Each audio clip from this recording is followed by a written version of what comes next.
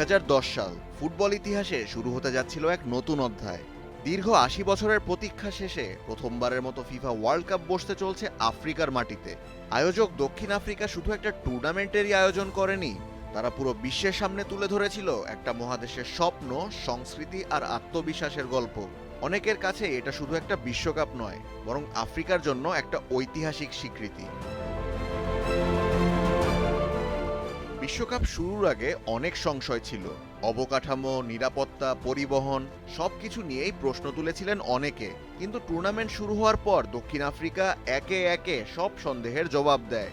আধুনিক স্টেডিয়াম, প্রাণবন্ত আয়োজন, রঙিন সংস্কৃতি আর লাখো সমর্থকদের উচ্ছ্বাস বিশ্বকে দেখিয়ে দেয় আফ্রিকাও সফলভাবে বিশ্বের সবচেয়ে বড় ক্রীড়া আসর আয়োজন করতে পারে।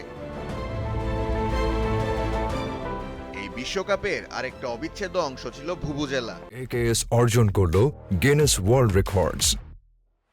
AKS স্টেডিয়াম জুড়ে হাজার হাজার ভুভুজেলার একটানা গর্জন পুরো টুর্নামেন্টকে দিয়েছিল এক ভিন্ন আবহ। কেউ সেই শব্দ ভালোবেসেছিলেন, কেউ বিরক্ত হয়েছিলেন। কিন্তু 2010 বিশ্বকাপের কথা উঠলেই আজও সবার আগে যে শব্দটি কানে ভাসে সেটি হলো ভুভুজেলার সেই পরিচিত গুঞ্জন। মাঠেও ছিল একের পর এক চমক। ডিফেন্ডিং চ্যাম্পিয়ন ইতালি এবং রানার্স আপ ফ্রান্স গ্রুপ পর্ব থেকেই বিদায় নেয়। অন্যদিকে ঘানা হয়ে ওঠে পুরো আফ্রিকার আশা। কোয়ার্টার ফাইনালে উরুগুয়ের বিপক্ষে শেষ মুহূর্তে লুইস সুয়ারেজের গোল লাইনে হ্যান্ডবল, এরপর পেনাল্টি মিস এবং টাই ব্রেকারে হার, সব মিলিয়ে ঘানার সেই ম্যাচ আজও বিশ্বকাপ ইতিহাসের সবচেয়ে নাটকীয় ও হৃদয় বিদারক গল্পগুলোর একটি। অনেকের বিশ্বাস সেদিন ঘানা জিতলে আফ্রিকার প্রথম দল হিসেবে সেমিফাইনালে উঠতে পারত। অন্যদিকে স্পেন লিখছিল নিজেদের নতুন ইতিহাস। টুর্নামেন্টের প্রথম ম্যাচেই সুইজারল্যান্ডের কাছে হেরে যাওয়ার পর অনেকেই তাদের নিয়ে সন্দেহ প্রকাশ করছিল। কিন্তু ধীরে ধীরে ভিসেন্তে দেল বস্কের দল খুঁজে পায় নিজেদের।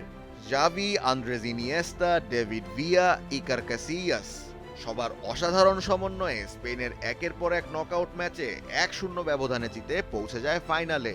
প্রতিপক্ষ নেদারল্যান্ডস কঠিন শারীরিক লড়াইয়ে ভরা ম্যাচটি গড়ায় অতিরিক্ত সময়ে।